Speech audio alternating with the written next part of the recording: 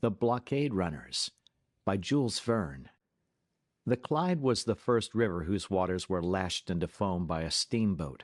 It was in 1812 when the steamer called the Comet ran between Glasgow and Greenock, at the speed of 6 miles an hour.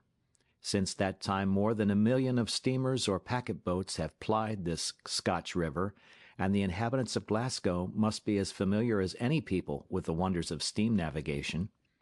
However, on the 3rd of December, 1862, an immense crowd, composed of ship owners, merchants, manufacturers, workmen, sailors, women, and children, thronged the muddy streets of Glasgow, all going in the direction of Kelvin Dock, the large shipbuilding premises belonging to Messrs. Todd and MacGregor.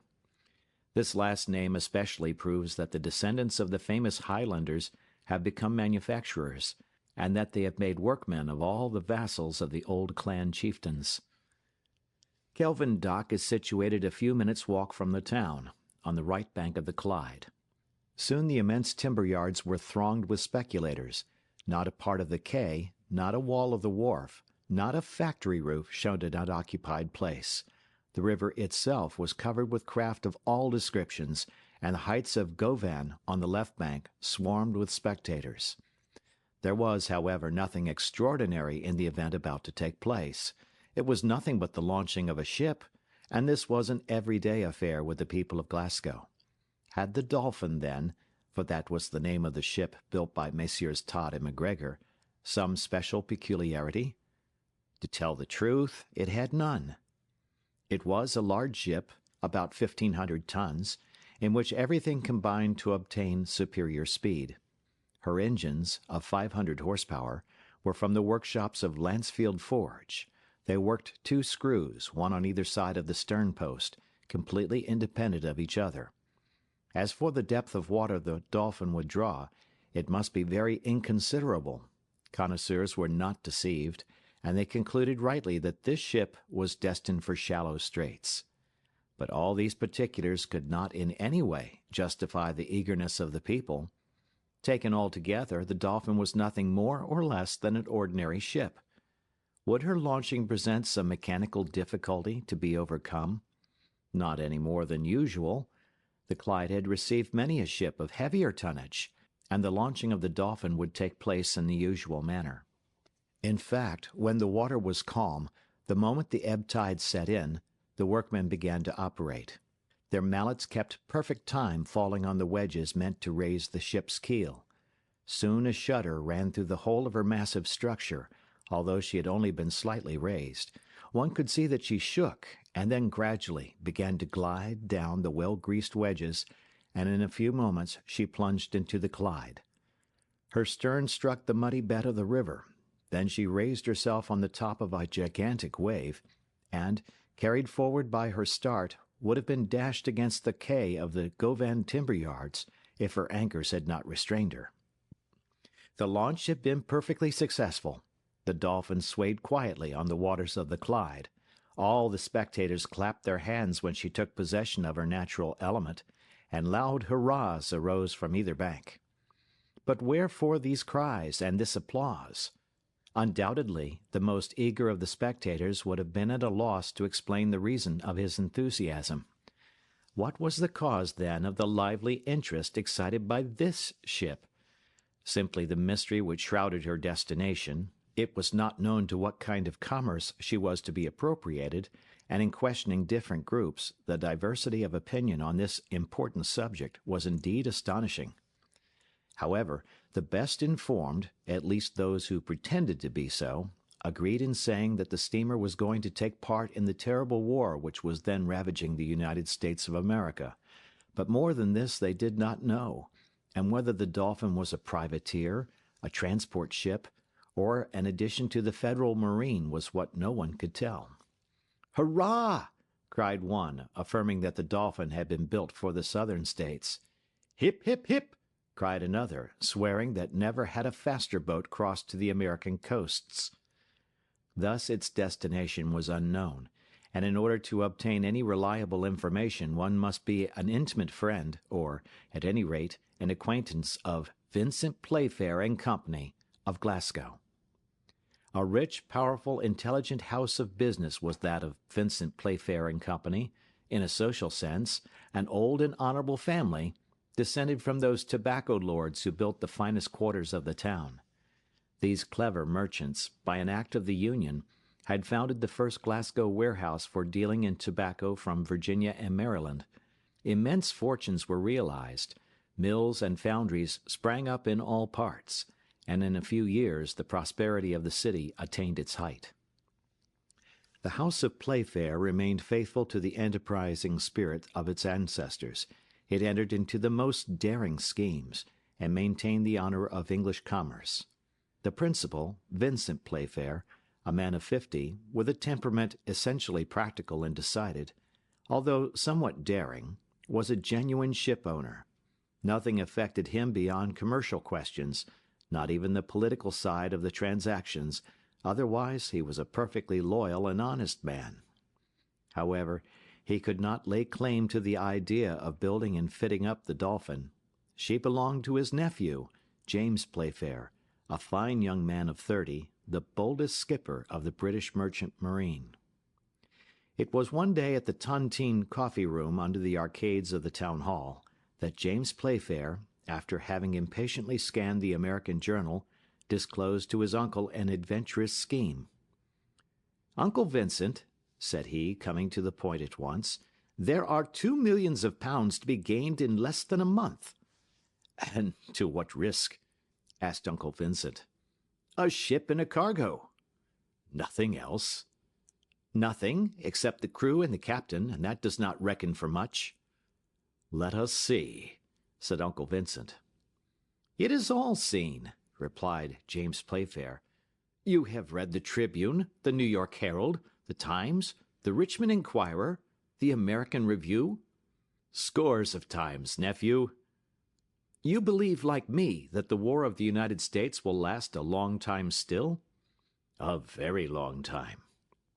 "You know how much this struggle will affect the interests of England, and especially those of Glasgow?" "And more especially still, the house of Playfair and Company," replied Uncle Vincent. "Theirs especially," added the young captain. "I worry myself about it every day, James, and I cannot think without terror of the commercial disasters which this war may produce. Not but that the house of Playfair is firmly established, nephew.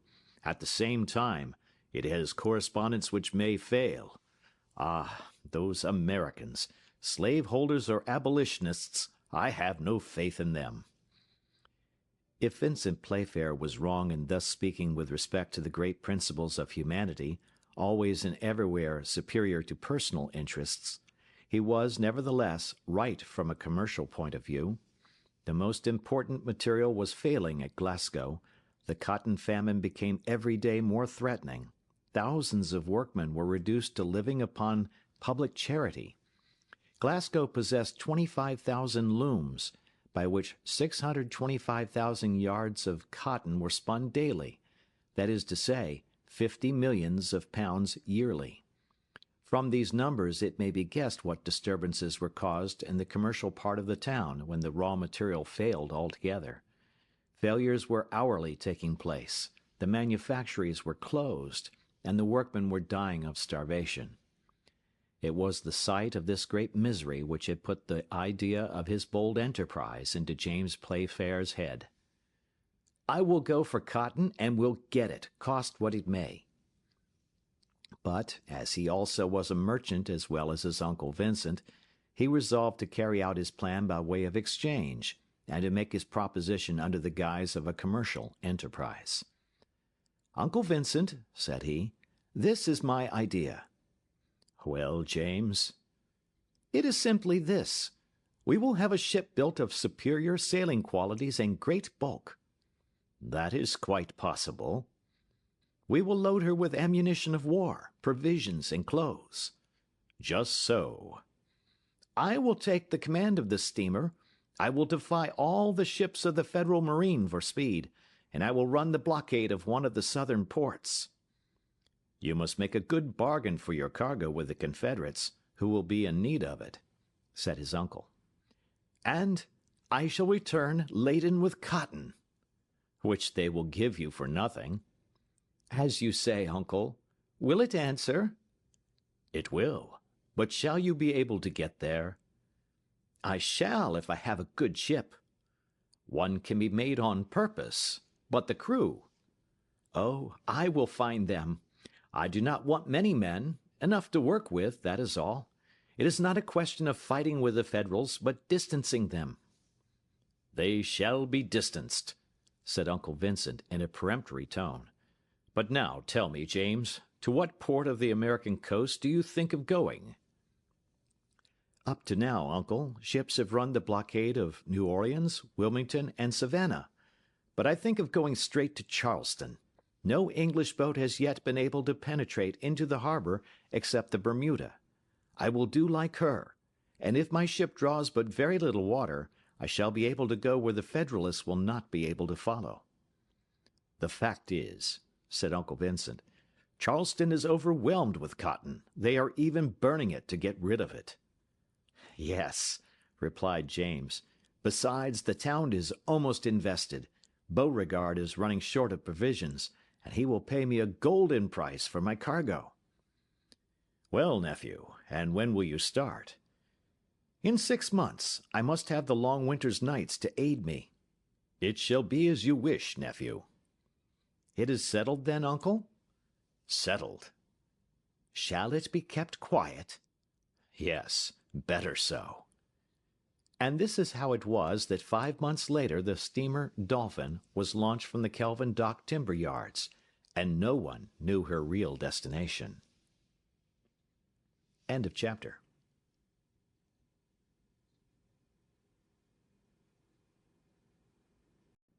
The Dolphin was rapidly equipped. Her rigging was ready, and there was nothing to do but fit her up. She carried 3 schooner masts, an almost useless luxury. In fact, the Dolphin did not rely on the wind to escape the Federalists, but rather on her powerful engines. Towards the end of December, a trial of the steamer was made in the Gulf of the Clyde. Which was the more satisfied, builder or captain, it is impossible to say. The new steamer shot along wonderfully, and the patent log showed a speed of 17 miles an hour, a speed which as yet no English, French, or American boat had ever obtained. The Dolphin would certainly have gained by several lengths in a sailing match with the fastest opponent. The loading was begun on the 25th of December, the steamer having ranged along the steamboat quay a little below Glasgow Bridge, the last which stretches across the Clyde before its mouth. Here the wharfs were heaped with a heavy cargo of clothes, ammunition, and provisions which were rapidly carried to the hold of the Dolphin. The nature of this cargo betrayed the mysterious destination of the ship, and the house of Playfair could no longer keep it secret. Besides, the Dolphin must not be long before she started. No American cruiser had been signaled in English waters, and then, when the question of getting the crew came, how was it possible to keep silent any longer? They could not embark them, even, without informing the men whither they were bound, for, after all, it was a matter of life and death, and when one risks one's life, at least it is satisfactory to know how and wherefore. However, this prospect hindered no one. The pay was good, and everyone had a share in the speculation, so that a great number of the finest sailors soon presented themselves. James Playfair was only embarrassed which to choose, but he chose well, and in 24 hours his muster roll bore the names of 30 sailors who would have done honor to Her Majesty's yacht.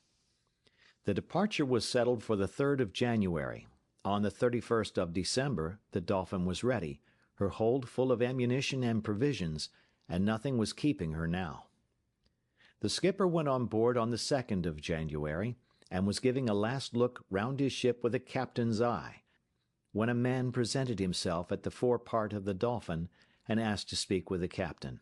One of the sailors led him on to the poop. He was a strong, hearty-looking fellow, with broad shoulders and ruddy face, the simple expression of which ill concealed a depth of wit and mirth. He did not seem to be accustomed to a seafaring life, and looked about him with the air of a man little used to being on board a ship. However, he assumed the manner of a Jack Tar, looking up at the rigging of the Dolphin and waddling in true sailor fashion. When he had reached the captain, he looked fixedly at him and said, "Captain James Playfair?" "The same," replied the skipper. "What do you want with me?" "To join your ship." "There is no room. The crew is already complete." "Oh, one man, more or less, will not be in the way. Quite the contrary." "You think so?" said James Playfair, giving a sidelong glance at his questioner. "I am sure of it," replied the sailor. "But who are you?" asked the captain. "A rough sailor, with 2 strong arms, which I can tell you are not to be despised on board a ship, and which I now have the honor of putting at your service." "But there are other ships besides the Dolphin, and other captains besides James Playfair. Why do you come here?" "Because it is on board the Dolphin that I wish to serve, and under the orders of Captain James Playfair." "I do not want you." "There is always need of a strong man, and if to prove my strength you will try me with 3 or 4 of the strongest fellows of your crew, I am ready." "That will do," replied James Playfair. "And what is your name?" "Crockston, at your service." The captain made a few steps backward in order to get a better view of the giant who presented himself in this odd fashion. The height, the build, and the look of the sailor did not deny his pretensions to strength. "Where have you sailed?" asked Playfair of him. "A little everywhere." "And do you know where the Dolphin is bound for?" "Yes, and that is what tempts me." "Ah, well, I have no mind to let a fellow of your stamp escape me. Go and find the first mate and get him to enroll you." Having said this, the captain expected to see the man turn on his heels and run to the bows, but he was mistaken. Crockston did not stir. "Well, did you hear me?" asked the captain. "Yes, but it is not all," replied the sailor. "I have something else to ask you." "Ah, you are wasting my time," replied James sharply. "I have not a moment to lose in talking." "I shall not keep you long," replied Crockston. "2 words more, and that is all. I was going to tell you that I have a nephew." "He has a fine uncle, then," interrupted James Playfair. "Ha, ha, ha!" laughed Crockston. "Have you finished?" asked the captain, very impatiently. "Well, this is what I have to say. When one takes the uncle, the nephew comes into the bargain." "Ah, indeed." "Yes, that is the custom. The one does not go without the other." "And what is this nephew of yours?" "A lad of 15 whom I'm going to train to the sea. He is willing to learn and will make a fine sailor some day." "How now, Master Crockston?" cried James Playfair. "Do you think the Dolphin is a training school for cabin boys?" "Don't let us speak ill of cabin boys. There was one of them who became Admiral Nelson, and another Admiral Franklin." "Upon my honor, friend," replied James Playfair, "you have a way of speaking which I like. Bring your nephew, but if I don't find the uncle the hearty fellow he pretends to be, he will have some business with me. Go, and be back in an hour." Crockston did not wait to be told twice. He bowed awkwardly to the captain of the Dolphin and went on to the quay. An hour afterwards he came on board with his nephew, a boy of 14 or 15, rather delicate and weakly looking, with a timid and astonished air, which showed that he did not possess his uncle's self-possession and vigorous corporeal qualities. Crockston was even obliged to encourage him by such words as these. "Come," said he, "don't be frightened. They are not going to eat us. Besides, there is yet time to return." "No, no," replied the young man, "and may God protect us." The same day the sailor Crockston and his nephew were inscribed in the muster roll of the Dolphin. The next morning, at 5 o'clock, the fires of the steamer were well fed, the deck trembled under the vibrations of the boiler, and the steam rushed hissing through the escape pipes. The hour of departure had arrived. A considerable crowd, in spite of the early hour, flocked on the quays and on Glasgow Bridge. They had come to salute the bold steamer for the last time. Vincent Playfair was there to say good-bye to Captain James, but he conducted himself on this occasion like a Roman of the good old times. His was a heroic countenance, and the 2 loud kisses with which he gratified his nephew were the indication of a strong mind. "Go, James," said he to the young captain, "go quickly, and come back quicker still. Above all, don't abuse your position. Sell at a good price, make a good bargain, and you will have your uncle's esteem." On this recommendation, borrowed from the manual of the perfect merchant, the uncle and nephew separated, and all the visitors left the boat. At this moment Crockston and John Stiggs stood together on the forecastle, while the former remarked to his nephew, "This is well, this is well. Before 2 o'clock we shall be at sea, and I have a good opinion of a voyage which begins like this." For reply, the novice pressed Crockston's hand. James Playfair then gave the orders for departure. "Have we pressure on?" he asked of his mate. "Yes, captain," replied Mr. Mathew. "Well, then, weigh anchor."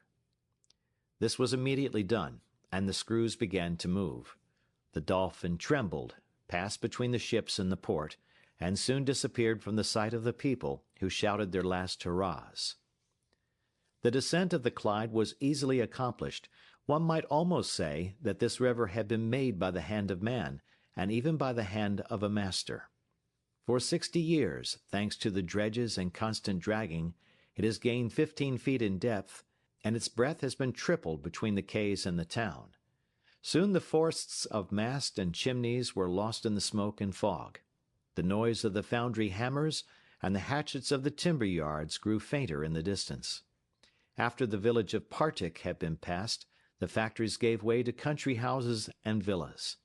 The Dolphin, slackening her speed, sailed between the dikes which carry the river above the shores, and often through a very narrow channel, which, however, is only a small inconvenience for a navigable river, for, after all, depth is of more importance than width.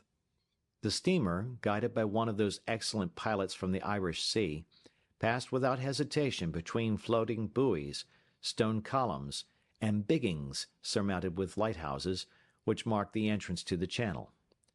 Beyond the town of Renfrew, at the foot of Kilpatrick Hills, the Clyde grew wider. Then came Bowling Bay, at the end of which opens the mouth of the canal which joins Edinburgh to Glasgow. Lastly, at the height of 400 feet from the ground, was seen the outline of Dumbarton Castle, almost indiscernible through the mists, and soon the harbour boats of Glasgow were rocked on the waves which the Dolphin caused. Some miles farther on, Greenock, the birthplace of James Watt, was passed. The Dolphin now found herself at the mouth of the Clyde, and at the entrance of the gulf by which it empties its waters into the Northern Ocean. Here the first undulations of the sea were felt, and the steamer ranged along the picturesque coast of the Isle of Arran. At last the promontory of Cantyre, which runs out into the channel, was doubled. The Isle of Rathlin was hailed. The pilot returned by a shore boat to his cutter, which was cruising in the open sea. The Dolphin, returning to her captain's authority, took a less frequented route round the north of Ireland, and soon, having lost sight of the last European land, found herself in the open ocean. End of chapter.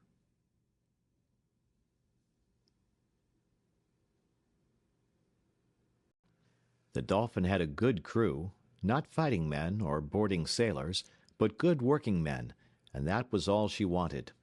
These brave, determined fellows were all, more or less, merchants. They sought a fortune rather than glory.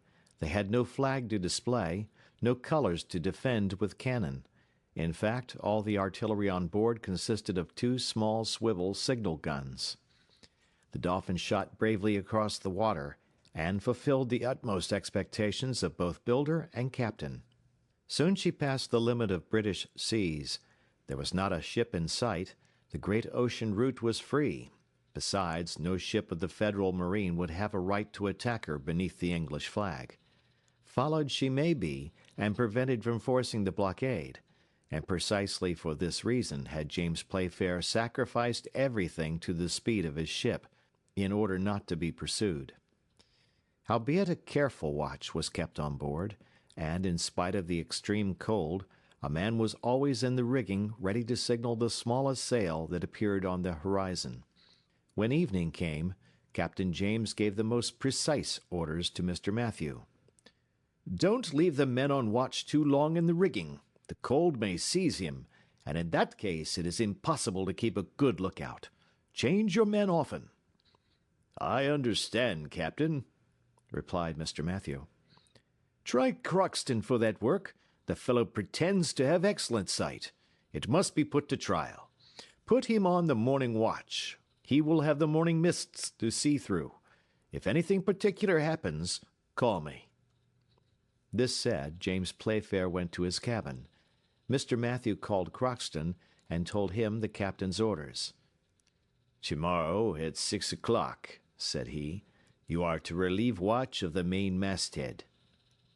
For reply, Crockston gave a decided grunt, but Mr. Matthew had hardly turned his back when the sailor muttered some incomprehensible words, and then cried, "What on earth did he say about the mainmast?" At this moment his nephew, John Stiggs, joined him on the forecastle. "Well, my good Crockston," said he. "It's all right, said the seaman with a forced smile. "There is only one thing. This wretched boat shakes herself like a dog coming out of the water, and it makes my head confused." "Dear Crockston, and it is for my sake." "For you and him," replied Crockston. "But not a word about that, John. Trust in God, and he will not forsake you." So saying, John Stiggs and Crockston went to the sailor's berth, but the sailor did not lie down before he had seen the young novice comfortably settled in the narrow cabin which he had got for him. The next day, at 6 o'clock in the morning, Crockston got up to go to his place. He went on deck, where the first officer ordered him to go up into the rigging and keep good watch. At these words the sailor seemed undecided what to do. Then, making up his mind, he went towards the bows of the Dolphin. "Well, where are you off to now?" cried Mr. Matthew. "Where you sent me," answered Crockston. "I told you to go to the mainmast." "And I'm going there," replied the sailor in an unconcerned tone, continuing his way to the poop. "Are you a fool?" cried Mr. Matthew impatiently. "You are looking for the bars of the main on the foremast. You are like a cockney who doesn't know how to twist a cat of nine tails or make a splice. On board what ship can you have been, man? The mainmast, stupid! The mainmast!" The sailors, who had run up to hear what was going on, burst out laughing when they saw Crockston's disconcerted look, as he went back to the forecastle. "So," said he, looking up the mast, the top of which was quite invisible through the morning mists. "So am I to climb up here?" "Yes," replied Mr. Matthew, "and hurry yourself. By St. Patrick, a Federal ship would have time to get her bowsprit fast in our rigging before that lazy fellow could get to his post. Will you go up?" Without a word, Crockston got on the bulwarks with some difficulty. Then he began to climb the rigging with most visible awkwardness, like a man who did not know how to make use of his hands or feet. When he had reached the topgallant, instead of springing lightly on to it, he remained motionless, clinging to the ropes, as if he had been seized with giddiness. Mr. Matthew, irritated by his stupidity, ordered him to come down immediately. "That fellow there," said he to the boatswain, "has never been a sailor in his life. Johnston, just go and see what he has in his bundle." The boatswain made haste to the sailor's berth.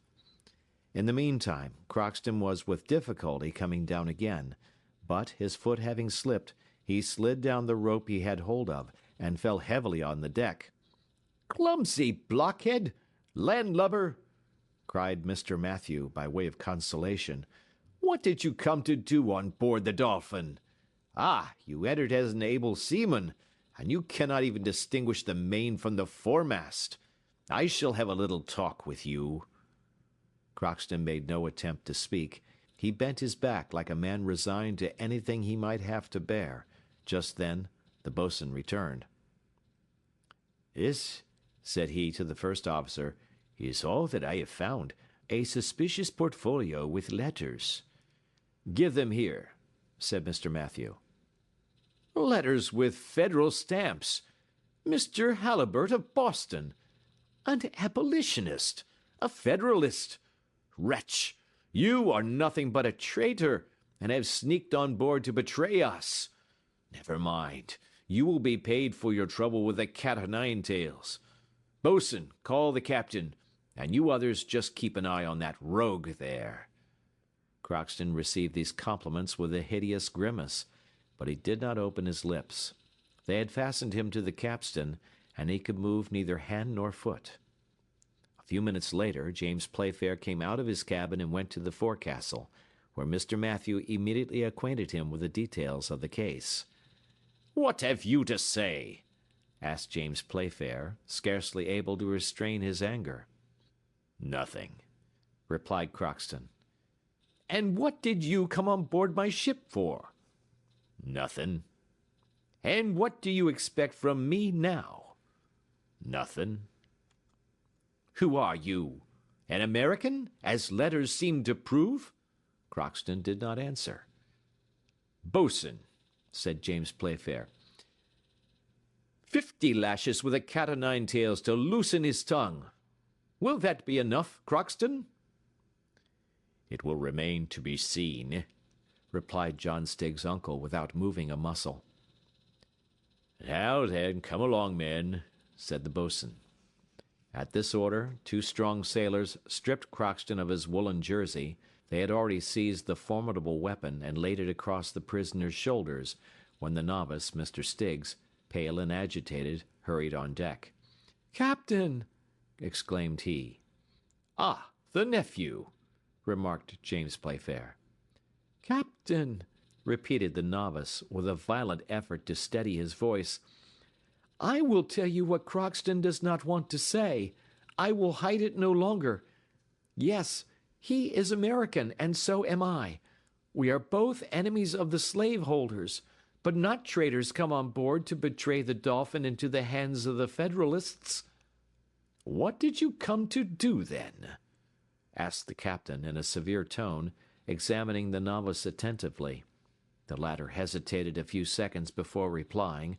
Then he said, "Captain, I should like to speak to you in private." Whilst John Stiggs made this request, James Playfair did not cease to look carefully at him. The sweet young face of the novice, his peculiarly gentle voice, the delicacy and whiteness of his hands, hardly distinguished by paint, the large eyes, the animation of which could not bide their tenderness, all this together gave rise to a certain suspicion in the captain's mind. When John Stiggs had made his request, Playfair glanced fixedly at Crockston, who shrugged his shoulders. Then he fastened a questioning look on the novice, which the latter could not understand, and said simply to him, "Come." John Stiggs followed the captain on to the poop, and then James Playfair, opening the door of his cabin, said to the novice, whose cheeks were pale with emotion, "Be so kind as to walk in, miss." John, thus addressed, blushed violently, and 2 tears rolled involuntarily down his cheeks. "Don't be alarmed, miss," said James Playfair in a gentle voice, "but be so good as to tell me how I come to have the honor of having you on board." The young girl hesitated a moment, then, reassured by the captain's look, she made up her mind to speak. "Sir," said she, "I wanted to join my father at Charleston. The town is besieged by land and blockaded by sea. I knew not how to get there, when I heard that the Dolphin meant to force the blockade. I came on board your ship, and I beg you to forgive me if I acted without your consent, which you would have refused me." "Certainly," said James Playfair.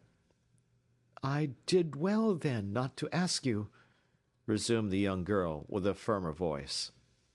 The captain crossed his arms, walked round his cabin, and then came back. "What is your name?" said he. Jenny Halbert. Your father, if I remember rightly the address on the letters, is he not from Boston? Yes, sir. And a northerner is thus in a southern town in the thickest of the war? My father is a prisoner. He was at Charleston when the first shot of the Civil War was fired, and the troops of the Union driven from Fort Sumter by the Confederates. My father's opinions exposed him to the hatred of the slavist part, and by the order of General Beauregard, he was imprisoned. I was then in England, living with a relation who has just died, and left alone, with no help but that of Crockston, our faithful servant. I wished to go to my father and share his prison with him. What was Mr. Halibert then? Asked James Playfair.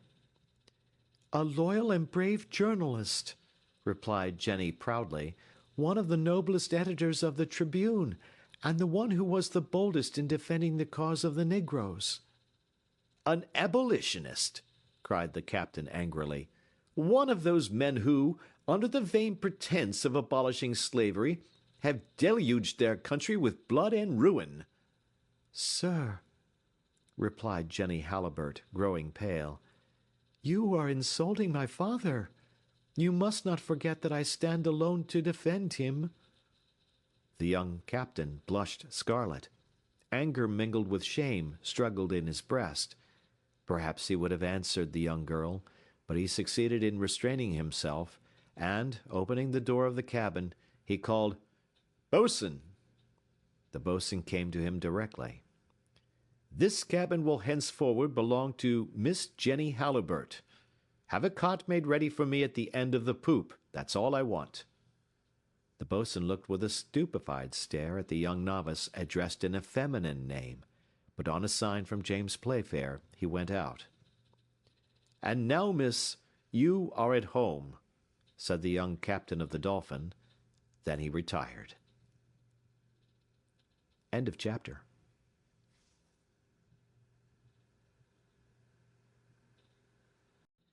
It was not long before the whole crew knew Miss Haliburt's story, which Crockston was no longer hindered from telling. By the captain's orders he was released from the capstan, and the cat-o'-nine-tails returned to its place. "A pretty animal," said Crockston, "especially when it shows its velvety paws." As soon as he was free, he went down to the sailors' berths, found a small portmanteau, and carried it to Miss Jenny. The young girl was now able to resume her feminine attire, but she remained in her cabin, and did not again appear on deck. As for Crockston, it was well and duly agreed that, as he was no more a sailor than a horse-guard, he should be exempt from all duty on board. In the meanwhile, the Dolphin, with her twin screws cutting the waves, sped rapidly across the Atlantic, and there was nothing now to do but keep a strict lookout. The day following the discovery of Miss Jenny's identity, James Playfair paced the deck at the poop with a rapid step. He had made no attempt to see the young girl, and resume the conversation of the day before. Whilst he was walking to and fro, Crockston passed him several times, looked at him askant with a satisfied grin. He evidently wanted to speak to the captain, and at last his persistent manner attracted the attention of the latter, who said to him, somewhat impatiently, "How now, what do you want? You are turning round me like a swimmer round a buoy. When are you going to leave off?" "Excuse me, Captain," answered Crockston, winking. "I wanted to speak to you." "Speak, then." "Oh, it's nothing very much. I only wanted to tell you frankly that you are a good fellow at bottom." "Why at bottom?" "At bottom and surface also." "I don't want your compliments." "I am not complimenting you. I shall wait to do that when you have gone to the end." "To what end?" "To the end of your task." "Ah, I have a task to fulfill?" "Decidedly. You have taken the young girl and myself on board. Good. You have given up your cabin to Miss Halibert. Good. You released me from the cat o' nine tails. Nothing could be better. You are going to take us straight to Charleston. That's delightful. But it is not all. How not all? Cried James Playfair, amazed at Crockston's boldness. No, certainly not, replied the latter with a knowing look.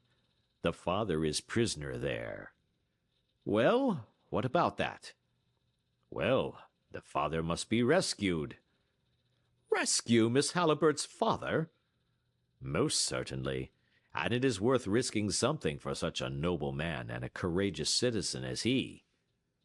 Master Crockston, said James Playfair, frowning, I am not in the humor for your jokes, so have a care what you say. You misunderstand me, Captain, said the American. I am not joking in the least, but speaking quite seriously. What I have proposed may at first seem very absurd to you. When you have thought it over, you will see that you cannot do otherwise. What? Do you mean that I must deliver Mr. Halliburtt? Just so. You can demand his release of General Beauregard, who will not refuse you. But if he does refuse me? In that case, replied Crockston in a deliberate tone, we must use stronger measures and carry off the prisoner by force.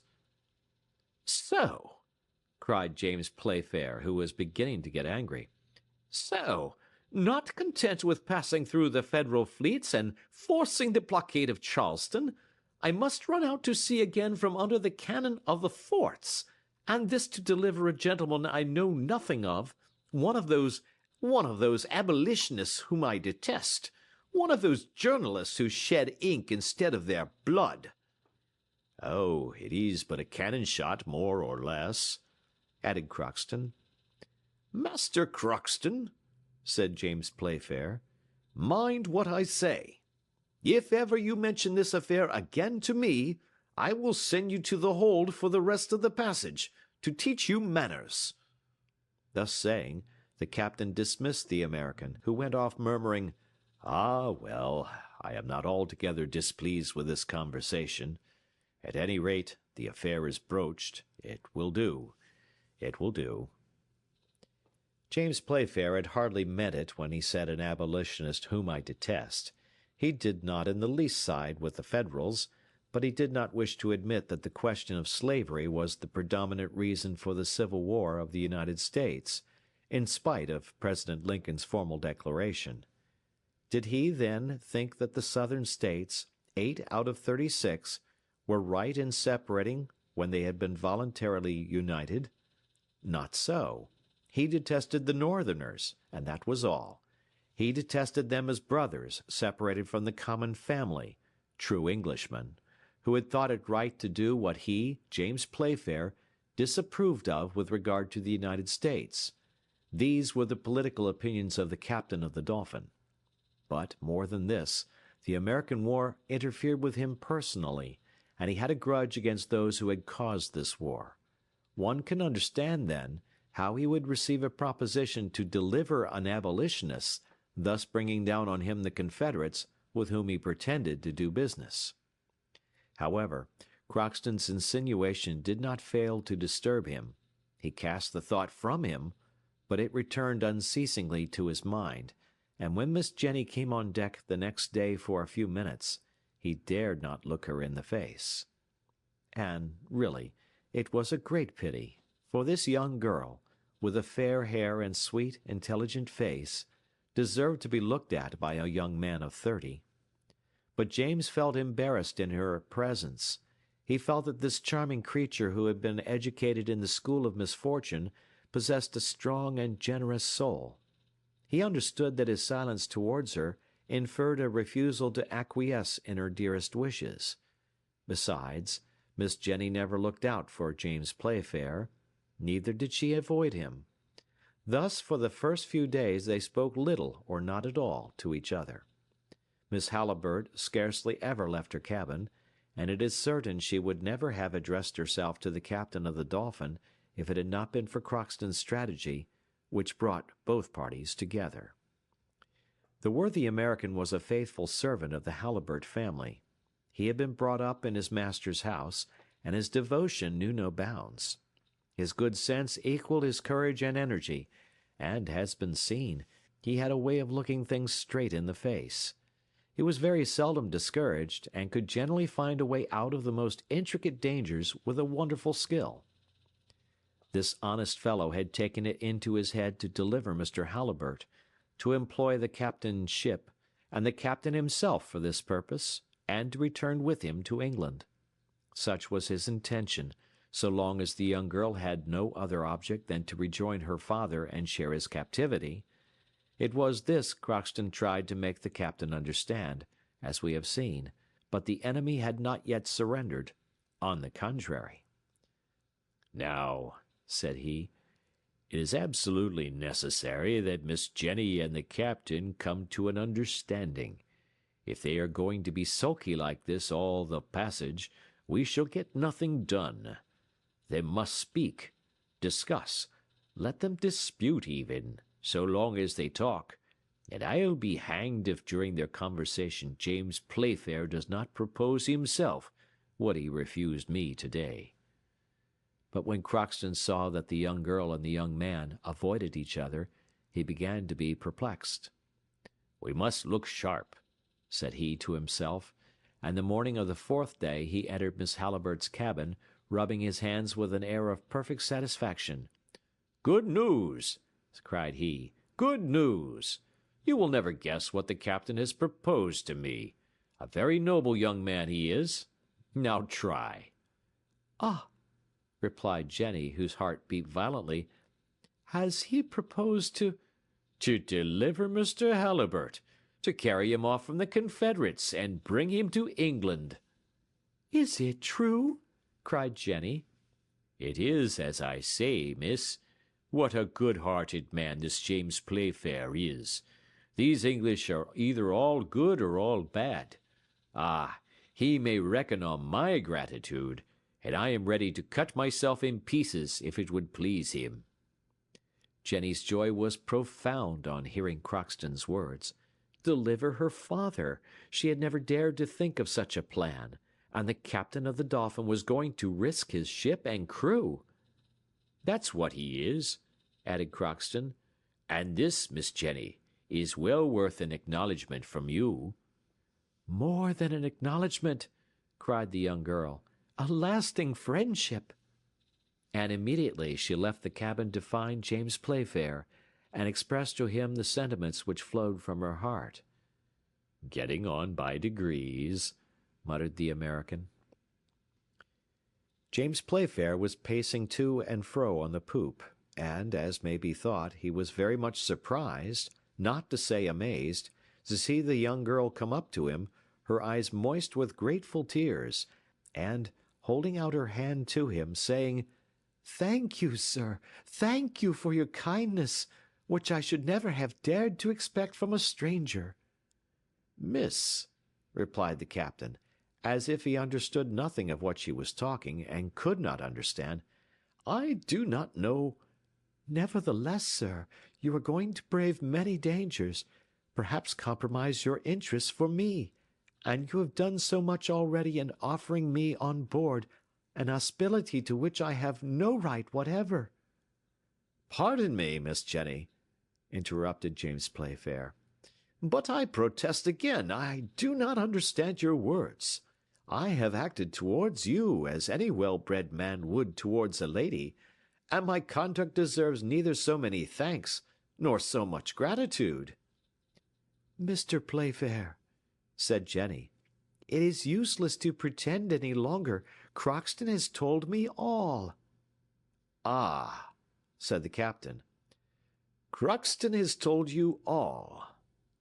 Then I understand less than ever the reason for your leaving your cabin, and saying these words which—" Whilst speaking, the captain felt very much embarrassed. He remembered the rough way in which he had received the American's overtures, but Jenny, fortunately for him, did not give him time for further explanation. She interrupted him, holding out her hand and saying, "Mr. James, I had no other object in coming on board your ship except to go to Charleston, and there, however cruel the slaveholders may be, they will not refuse to let a poor girl share her father's prison. That was all. I had never thought of a return as possible.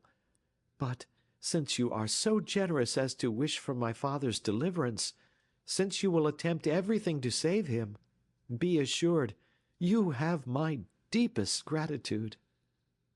James did not know what to do or what part to assume. He bit his lip. He dared not take the hand offered him. He saw perfectly that Crockston had compromised him, so that escape was impossible. At the same time he had no thoughts of delivering Mr. Halliburtt, and getting complicated in a disagreeable business. But how dash to the ground the hope which had arisen in this poor girl's heart? How refuse the hand which she held out to him with a feeling of such profound friendship? How change to tears of grief the tears of gratitude which filled her eyes? So the young man tried to reply evasively, in a manner which would ensure his liberty of action for the future. "Miss Jenny," said he, "rest assured I will do everything in my power for—" And he took the little hand in both of his, but with the gentle pressure he felt his heart melt, and his head grow confused. Words to express his thoughts failed him. He stammered out some incoherent words. Miss Jenny, for you—" Crockston, who was watching him, rubbed his hands, grinning and repeating to himself, "It will come, it will come, it has come." How James Playfair would have managed to extricate himself from his embarrassing position, no one knows. But fortunately for him, if not for the Dolphin, the man on watch was heard crying, "Ahoy, officer of the watch!" "What now?" asked Mr. Mathew. "A sail to windward." James Playfair, leaving the young girl, immediately sprang to the shrouds of the mainmast. End of chapter.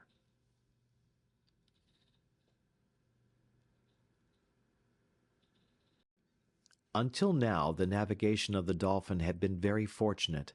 Not one ship had been signaled before the sail hailed by the man on watch. The Dolphin was then in 32 degrees 51 minutes latitude and 57 degrees 43 minutes west longitude. For 48 hours a fog, which now began to rise, had covered the ocean. If this mist favored the Dolphin by hiding her course, it also prevented any observations at a distance being made, and, without being aware of it, she might be sailing side by side, so to speak, with the ships she wished most to avoid. Now this is just what had happened, and when the ship was signaled, she was only 3 miles to windward. When James Playfair had reached the cross-trees, he saw distinctly, through an opening in the mist, a large Federal corvette in full pursuit of the Dolphin. Having carefully examined her, the captain came down on deck again and called to the first officer. "Mr. Mathew," said he, "what do you think of this ship?" "I think, Captain, that it is a Federal cruiser which suspects our intentions." "There is no possible doubt of her nationality," said James Playfair. "Look!" At this moment the starry flag of the North United States appeared on the gaff yards of the corvette, and the latter asserted her colors with a cannon shot. "An invitation to show ours," said Mr. Mathew. "Well, let us show them. There is nothing to be ashamed of." "What's the good?" replied James Playfair. "Our flag will hardly protect us, and it will not hinder those people from paying us a visit. No, let us go ahead." "And go quickly," replied Mr. Mathew, "for, if my eyes do not deceive me, I have already seen that corvette lying off Liverpool, where she went to watch the ships in building. My name is not Mathew, if that is not the Iroquois on her taffrail." "And is she fast?" "One of the fastest vessels of the Federal Marine." "What guns does she carry?" "8." "Pooh!" "Oh, don't shrug your shoulders, Captain," said Mr. Mathew, in a serious tone. 2 out of those 8 guns are rifled. One is a 60-pounder on the forecastle, and the other a 100-pounder on deck." "Upon my soul!" exclaimed James Playfair. "They are Parrots and will carry 3 miles." "Yes, and farther than that, Captain." "Ah, well, Mr. Matthew, let their guns be 60 or only 4-pounders, and let them carry 3 miles or 500 yards. It is all the same if we can go fast enough to avoid their shot. We will show this Iroquois how a ship can go when she is built on purpose to go. Have the fires drawn forward, Mr. Matthew." The first officer gave the captain's orders to the engineer, and soon volumes of black smoke curled from the steamer's chimneys. This proceeding did not seem to please the corvette, for she made the Dolphin the signal to lie to, but James Playfair paid no attention to this warning, and did not change his ship's course. "Now," said he, "we shall see what the Iroquois will do. Here is a fine opportunity for her to try her guns. Go ahead full speed." "Good," exclaimed Mr. Matthew. "She will not be long in saluting us." Returning to the poop, the captain saw Miss Halliburtt sitting quietly near the bulwarks. "Miss Jenny," said he, "we shall probably be chased by that corvette you see to windward, and as she will speak to us with shot, I beg to offer you my arm to take you to your cabin again." "Thank you very much, Mr. Playfair," replied the young girl, looking at him, "but I am not afraid of cannon shots." "However, miss, in spite of the distance, there may be some danger." "Oh, I was not brought up to be fearful. They accustom us to everything in America, and I assure you that the shot from the Iroquois will not make me lower my head." "You are brave, Miss Jenny." "Let us admit, then, that I am brave, and allow me to stay by you." "I can refuse you nothing, Miss Halliburtt," replied the captain, looking at the young girl's calm face. These words were hardly uttered when they saw a line of white smoke issue from the bulwarks of the corvette. Before the report had reached the Dolphin, a projectile whizzed through the air in the direction of the steamer. At about 20 fathoms from the Dolphin, the shot, the speed of which had sensibly lessened, skimmed over the surface of the waves, marking its passage by a series of water jets. Then, with another burst, it rebounded to a certain height, passed over the Dolphin, grazing the mizzen yards on the starboard side, fell at 30 fathoms beyond, and was buried in the waves. "By Jove!" exclaimed James Playfair. "We must get along. Another slap like that is not to be waited for." "Oh," exclaimed Mr. Matthew, "they will take some time to reload such pieces." "Upon my honor, it is an interesting sight," said Crockston, who, with arms crossed, stood perfectly at his ease looking at the scene. "Ah, that's you!" cried James Playfair, scanning the American from head to foot. "It is me, Captain," replied the American, undisturbed. "I have come to see how these brave Federals fire. Not badly, in truth, not badly." The captain was going to answer Crockston sharply, but at this moment a second shot struck the sea on the starboard side. "Good!" cried James Playfair. "We have already gained 2 cables on this Iroquois. Your friends sail like a buoy. Do you hear, Master Crockston?" "I will not say they don't," replied the American, "and for the first time in my life it does not fail to please me." A third shot fell still farther astern, and in less than 10 minutes the Dolphin was out of range of the corvette's guns. "So much for patent logs, Mr. Matthew," said James Playfair. "Thanks to those shot we know how to rate our speed. Now have the fires lowered. It is not worth while to waste our coal uselessly." "It is a good ship that you command," said Miss Halliburtt to the young captain. "Yes, Miss Jenny. My good Dolphin makes her 17 knots, and before the day is over we shall have lost sight of that corvette." James Playfair did not exaggerate the sailing qualities of his ship, and the sun had not set before the masts of the American ship had disappeared below the horizon. This incident allowed the captain to see Miss Halliburtt's character in a new light. Besides, the ice was broken, henceforward, during the whole of the voyage. The interviews between the captain and his passenger were frequent and prolonged. He found her to be a young girl, calm, strong, thoughtful, and intelligent, speaking with great ease, having her own ideas about everything, and expressing her thoughts with a conviction which unconsciously penetrated James Playfair's heart. She loved her country, she was zealous in the great cause of the Union, and expressed herself on the Civil War in the United States with an enthusiasm of which no other woman would have been capable. Thus it happened, more than once, that James Playfair found it difficult to answer her, even when questions purely mercantile arose in connection with the war. Miss Jenny attacked them none the less vigorously, and would come to no other terms whatever. At first James argued a great deal, and tried to uphold the Confederates against the Federals, to prove that the secessionists were in the right, and that if the people were united voluntarily, they might separate in the same manner. But the young girl would not yield on this point.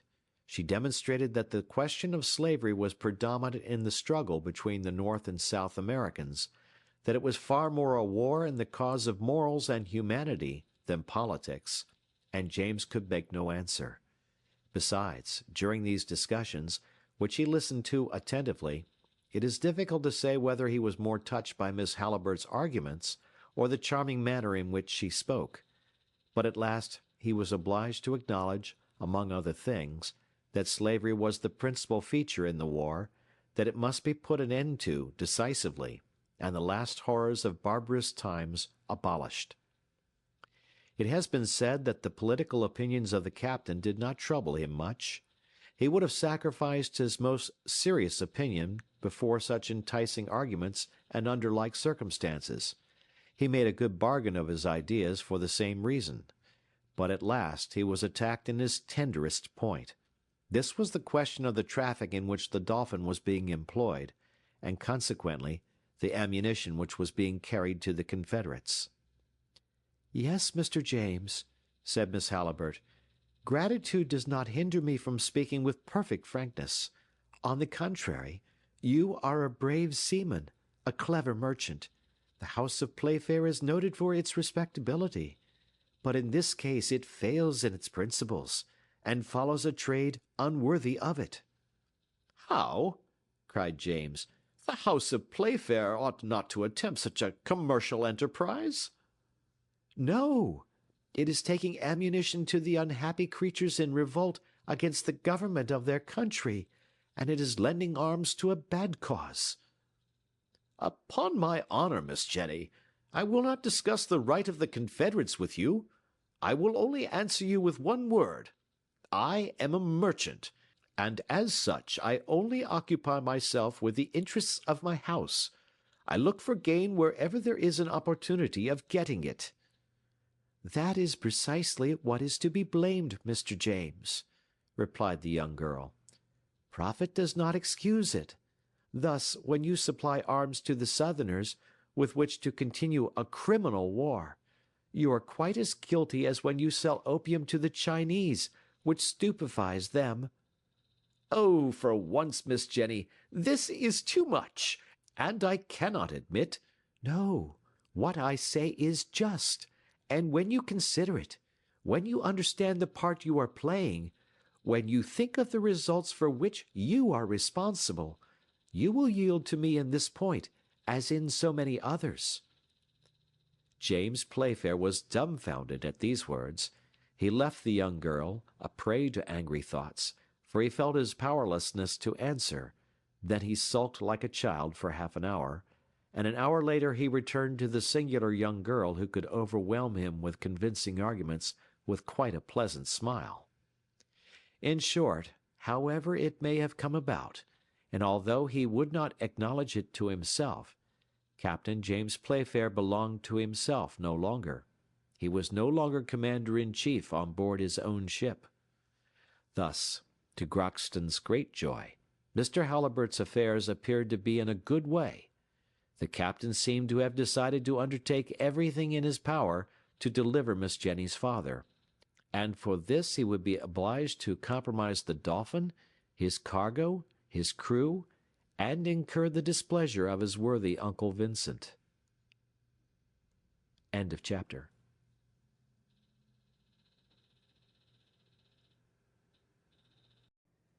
Two days after the meeting with the Iroquois, the Dolphin found herself abreast of the Bermudas, where she was assailed by a violent squall. These isles are frequently visited by hurricanes and are celebrated for shipwrecks.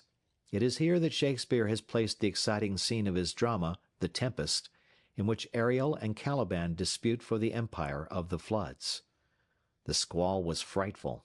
James Playfair thought once of running for one of the Bermudas, where the English had a military post. It would have been a sad waste of time, and therefore especially to be regretted.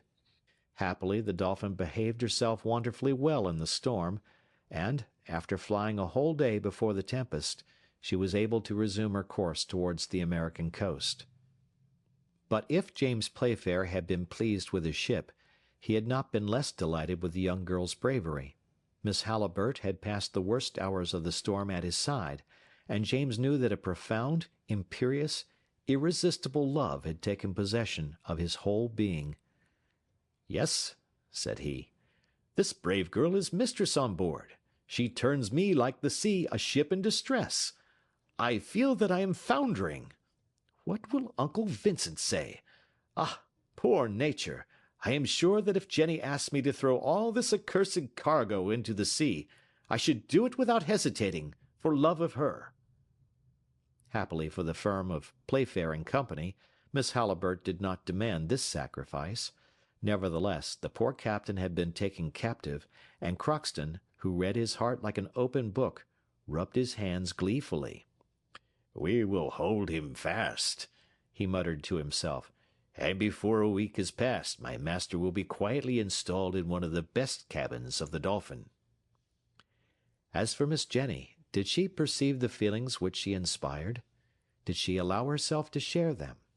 No one could say, and James Playfair least of all. The young girl kept a perfect reserve, and her secret remained deeply buried in her heart.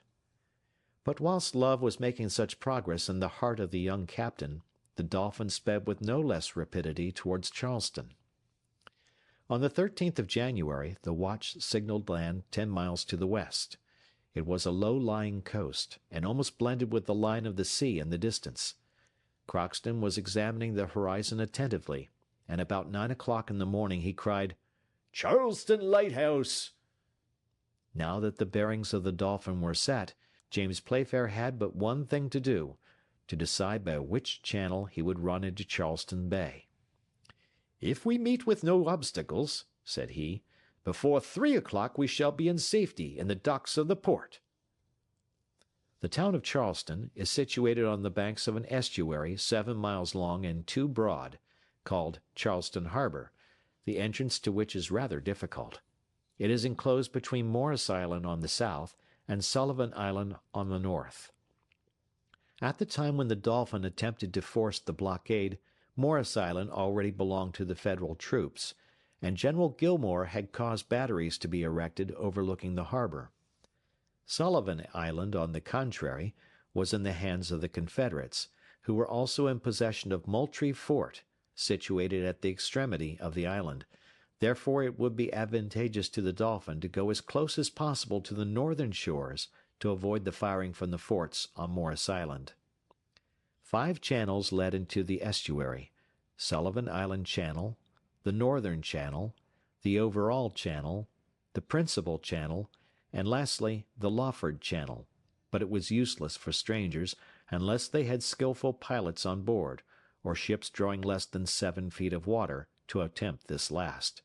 As for Northern and Overall Channels, they were in range of the Federalist batteries, so it was no good thinking of them. If James Playfair could have had his choice, he would have taken his steamer through the Principal Channel, which was the best, and the bearings of which were easy to follow. But it was necessary to yield to circumstances, and to decide according to the event. Besides, the captain of the Dolphin knew perfectly all the secrets of this bay, its dangers, the depths of its water at low tide, and its currents, so that he was able to steer his ship with the greatest safety as soon as he entered one of these narrow straits. The great question was to get there. Now this work demanded an experienced seaman and one who knew exactly the qualities of the Dolphin. In fact, 2 Federal frigates were now cruising in Charleston waters. Mr. Matthew soon drew James Playfair's attention to them. "They are preparing to ask us what we want on these shores," said he.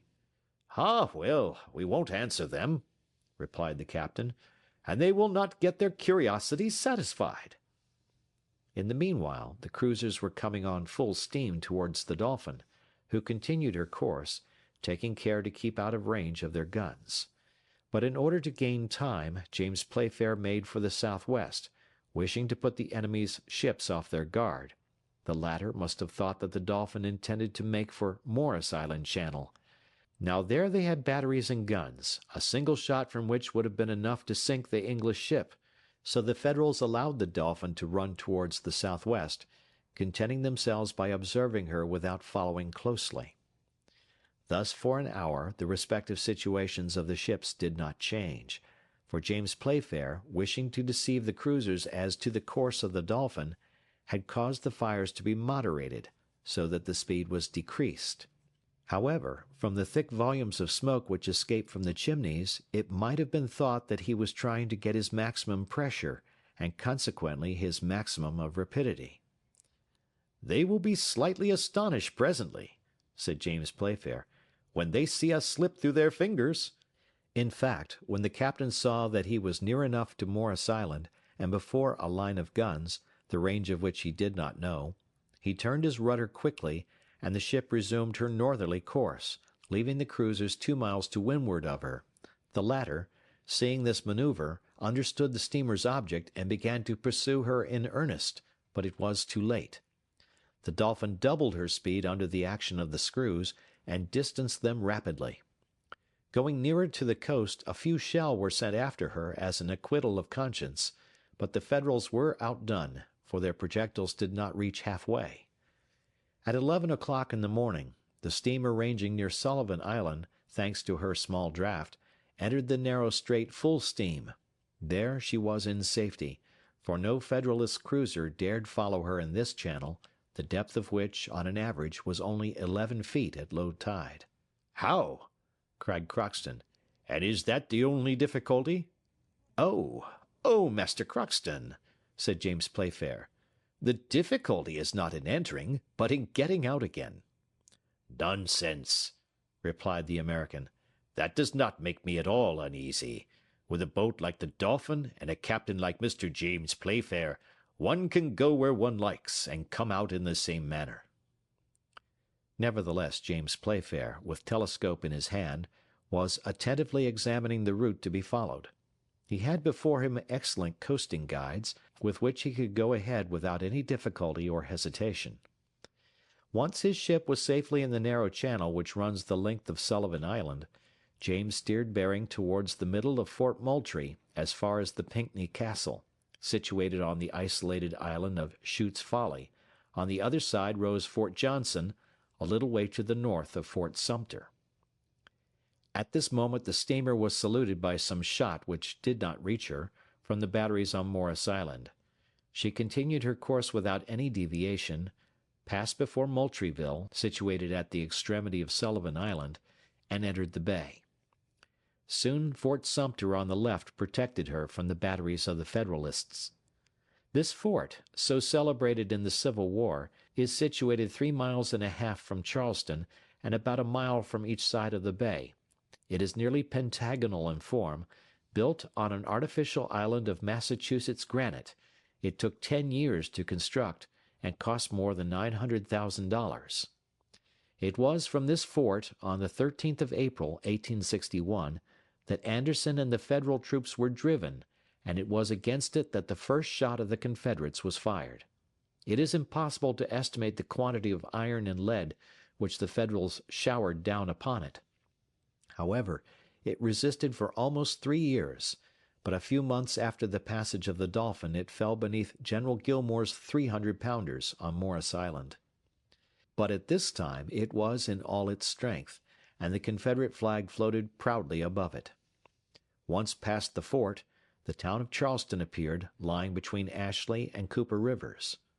James Playfair threaded his way through the buoys which marked the entrance of the channel, leaving behind the Charleston lighthouse, visible above Morris Island.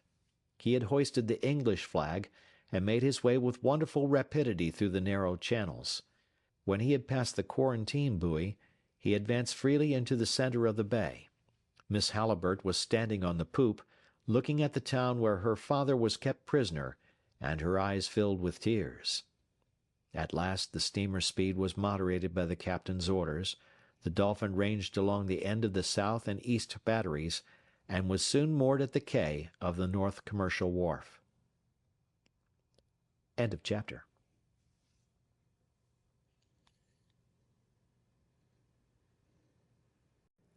The Dolphin, on arriving at the Charleston quay, had been saluted by the cheers of a large crowd. The inhabitants of this town, strictly blockaded by sea, were not accustomed to visits from European ships. They asked each other, not without astonishment, what this great steamer, proudly bearing the English flag, had come to do in their waters, but when they had learned the object of her voyage, and why she had just forced the passage of Sullivan, when the report spread that she carried a cargo of smuggled ammunition, the cheers and joyful cries were redoubled. James Playfair, without losing a moment, entered into negotiation with General Beauregard, the military commander of the town. The latter eagerly received the young captain of the Dolphin, who had arrived in time to provide the soldiers with the clothes and ammunition they were so much in want of. It was agreed that the unloading of the ship should take place immediately, and numerous hands came to help the English sailors. Before quitting his ship, James Playfair had received from Miss Halliburtt the most pressing injunctions with regard to her father, and the captain had placed himself entirely at the younger girl's service. "Miss Jenny," he had said, "you may rely on me. I will do the utmost in my power to save your father, but I hope this business will not present many difficulties. I shall go and see General Beauregard today, and without asking him at once for Mr. Halliburtt's liberty, I shall learn in what situation he is, whether he is on bail or a prisoner." My poor father, replied Jenny, sighing.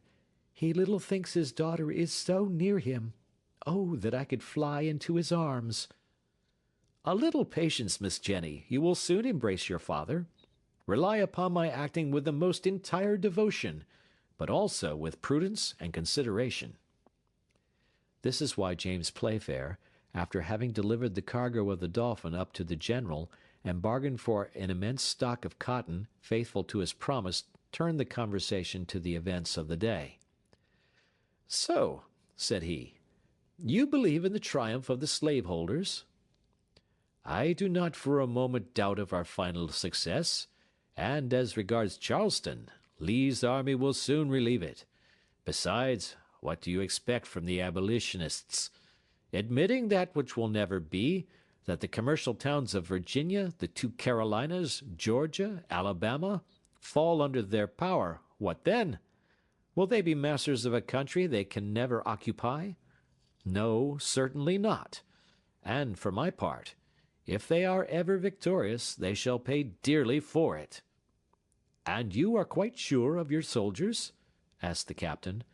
"You are not afraid that Charleston will grow weary of a siege which is ruining her?"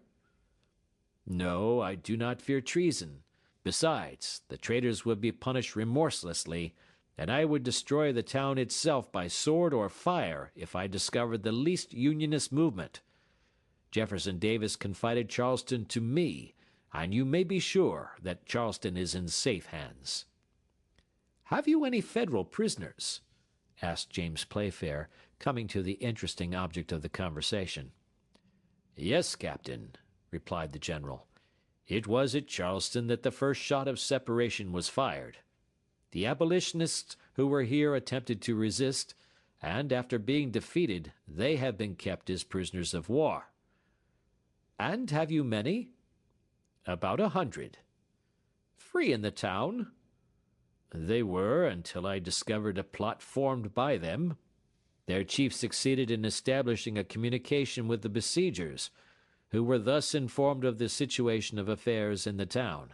I was then obliged to lock up these dangerous guests, and several of them will only leave their prison to ascend the slope of the citadel, where 10 Confederate balls will reward them for their federalism." "What? To be shot?" cried the young man, shuddering involuntarily. "Yes, and their chief first of all. He is a very dangerous man to have in a besieged town. I have sent his letters to the President at Richmond, and before a week is past his sentence will be irrevocably passed." "Who is this man you speak of?" asked James Playfair, with an assumed carelessness. "A journalist from Boston, a violent abolitionist with a confounded spirit of Lincoln." "And his name?" "Jonathan Halliburtt." "Poor wretch!" exclaimed James, suppressing his emotion. "Whatever he may have done, one cannot help pitying him. And you think that he will be shot?" "I am sure of it," replied Beauregard. "What can you expect? War is war. One must defend oneself as best one can." "Well, it is nothing to me," said the captain. "I shall be far enough away when this execution takes place." "What? You are thinking of going away already?" "Yes, General. Business must be attended to. As soon as my cargo of cotton is on board, I shall be out to sea again. I was fortunate enough to enter the bay, but the difficulty is in getting out again. The Dolphin is a good ship. She can beat any of the Federal vessels for speed, but she does not pretend to distance cannon balls, and a shell in her hull or engine would seriously affect my enterprise." "As you please, Captain," replied Beauregard. "I have no advice to give you under such circumstances. You are doing your business, and you are right. I should act in the same manner were I in your place. Besides, a stay at Charleston is not very pleasant, and a harbor where shells are falling 3 days out of 4 is not a safe shelter for your ship. So you will set sail when you please. But can you tell me what is the number and the force of the Federal vessels cruising before Charleston?" James Playfair did his best to answer the general, and took leave of him on the best of terms. Then he returned to the Dolphin, very thoughtful and very depressed from what he had just heard. "What shall I say to Miss Jenny? Ought I to tell her of Mr. Halliburtt's terrible situation? Or would it be better to keep her in ignorance of the trial which is awaiting her? Poor child!" He had not gone 50 steps from the governor's house when he ran against Crockston. The worthy American had been watching for him since his departure. "Well, Captain?" James Playfair looked steadily at Crockston, and the latter soon understood he had no favorable news to give him. "Have you seen Beauregard?" he asked. "Yes," replied James Playfair. "And have you spoken to him about Mr. Halliburtt?" "No, it was he who spoke to me about him." "Well, Captain?" "Well, I may as well tell you everything, Crockston." "Everything, Captain." "General Beauregard has told me that your master will be shot within a week." At this news, anyone else but Crockston would have grown furious or given way to bursts of grief, but the American, who feared nothing, only said, with almost a smile on his lips, "Pooh! What does it matter?" "How? What does it matter?" cried James Playfair. "I tell you that Mr. Halliburtt will be shot within a week, and you answer, 'What does it matter?'" "And I mean it. If in 6 days he is on board the Dolphin, and if in 7 days the Dolphin is on the open sea—" "Right!" exclaimed the captain, pressing Crockston's hand. "I understand, my good fellow. You have got some pluck, and for myself, in spite of Uncle Vincent, I would throw myself overboard for Miss Jenny." "No one need be thrown overboard," replied the American. "Only the fish would gain by that. The most important business now is to deliver Mr. Halliburtt." "But you must know that it will be difficult to do so." "Pooh!" exclaimed Crockston. "It is a question of communicating with a prisoner strictly guarded." "Certainly." and to bring about an almost miraculous escape." "Nonsense!" exclaimed Crockston. "A prisoner thinks more of escaping than his guardian thinks of keeping him. That's why, thanks to our help, Mr. Halliburtt will be saved." "You are right, Crockston." "Always right." "But now what will you do? There must be some plan, and there are precautions to be taken." "I will think about it." "But when Miss Jenny learns that her father is condemned to death, and that the order for his execution may come any day—" "She will know nothing about it, that is all." "Yes, it will be better for her and for us to tell her nothing." "Where is Mr. Halliburtt imprisoned?" asked Crockston. "In the citadel," replied James Playfair.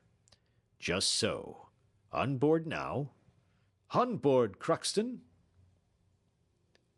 End of chapter.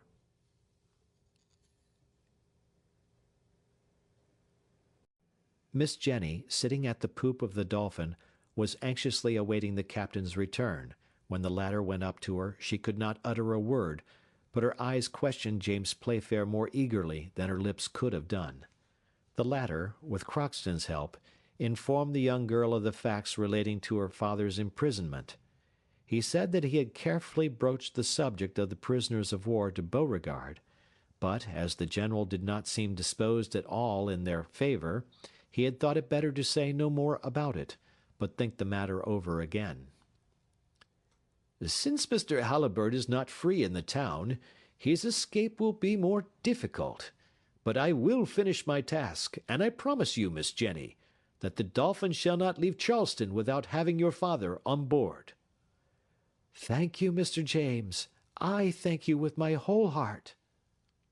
At these words James Playfair felt a thrill of joy through his whole being. He approached the young girl with moist eyes and quivering lips. Perhaps he was going to make an avowal of the sentiments he could no longer repress, when Crockston interfered. "This is no time for grieving," said he. "We must go to work, and consider what to do." "Have you any plan, Crockston?" asked the young girl. "I always have a plan," replied the American.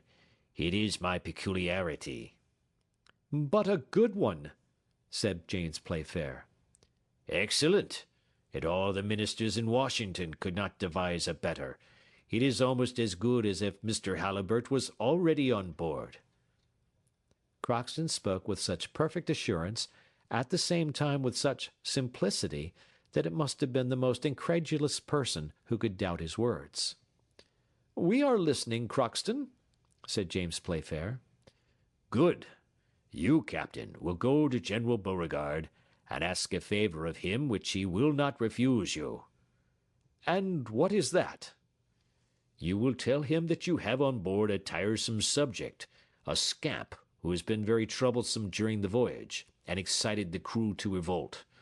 You will ask of him permission to shut him up in the citadel, at the same time, on the condition that he shall return to the ship on her departure, in order to be taken back to England, to be delivered over to the justice of his country." "Good," said James Playfair, half smiling. "I will do all that, and Beauregard will grant my request very willingly." "I am perfectly sure of it," replied the American.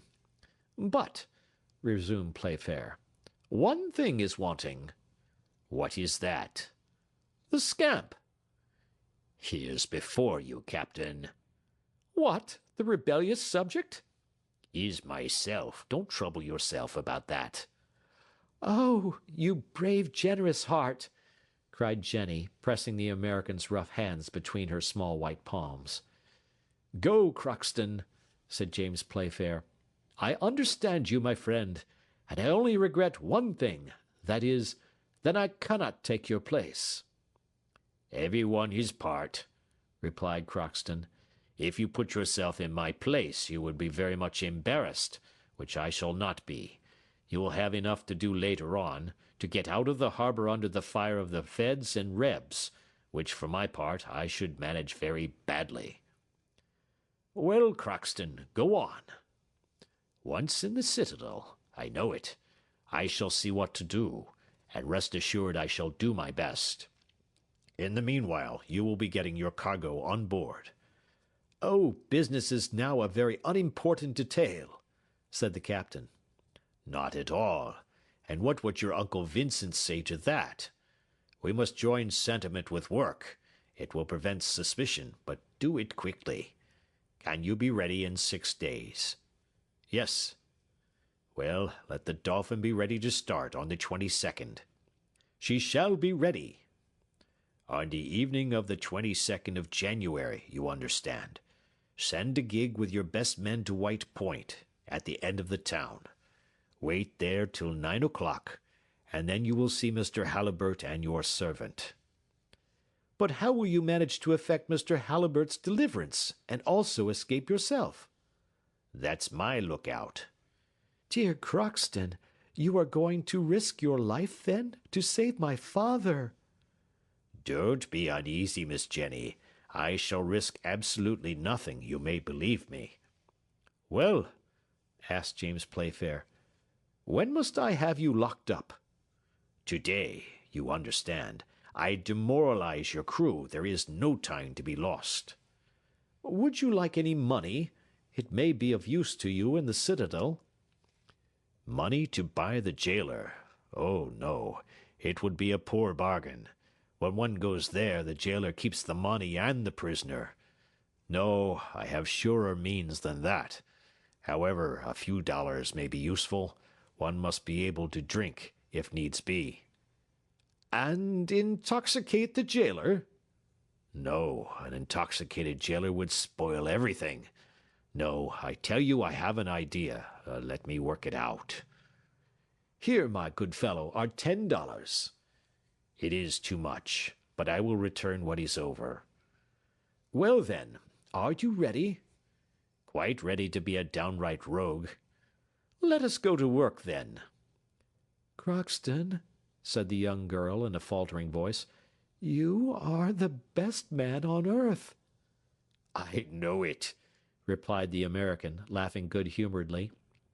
"By the by, Captain, an important item." "What is that?" "If the general proposes to hang your rebel, you know that military men like sharp work." "Well, Crockston?" "Well, you would say that you must think about it." "I promise you I will." The same day, to the great astonishment of the crew, who were not in on the secret, Crockston, with his feet and hands in irons, was taken on shore by a dozen sailors, and half an hour after, by Captain James Playfair's request, he was led through the streets of the town, and, in spite of his resistance, was imprisoned in the citadel. During this and the following days the unloading of the Dolphin was rapidly accomplished. The steam cranes lifted out the European cargo to make room for the native goods. The people of Charleston, who were present at this interesting work, helped the sailors, whom they held in great respect, but the captain did not leave the brave fellows much time for receiving compliments. He was constantly behind them, and urged them on with a feverish activity, the reason of which the sailors could not suspect. 3 days later, on the 18th of January, the first bales of cotton began to be packed in the hold. Although James Playfair troubled himself no more about it, the firm of Playfair and Company were making an excellent bargain, having obtained the cotton which encumbered the Charleston wharves at very far less than its value. In the meantime no news had been heard of Crockston. Jenny, without saying anything about it, was a prey to incessant fears. Her pale face spoke for her, and James Playfair endeavored his utmost to ease her mind. "I have all confidence in Crockston," said he. "He is a devoted servant, as you must know better than I do, Miss Jenny. You must make yourself quite at ease. Believe me, in 3 days you will be folded in your father's arms." "Ah, Mr. James," cried the young girl, "how can I ever repay you for such devotion? How shall we ever be able to thank you?" "I will tell you when we are in English seas," replied the young captain. Jenny raised her tearful face to him for a moment, then her eyelids drooped, and she went back to her cabin.